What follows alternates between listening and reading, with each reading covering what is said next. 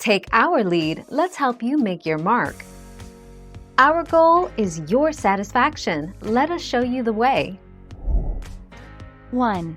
Farro, pictured above right, is often covered in a dry, powdery coating that should be rinsed off before cooking. 2. Rice that's high in starch content, such as sushi rice and jasmine, should be rinsed to reduce stickiness.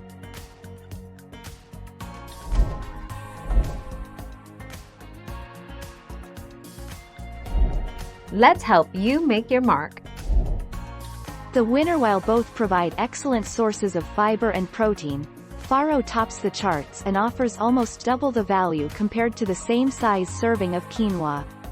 However, quinoa contains all 9 essential amino acids along with antioxidants.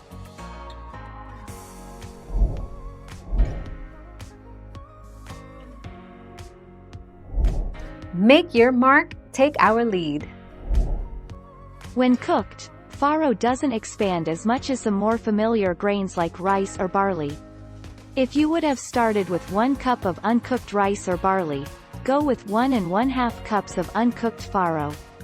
You can cook farro on the stovetop, in the oven or in the slow cooker. Instructions for all 3 methods are below. Thank you for watching. Please subscribe and hit the bell notification.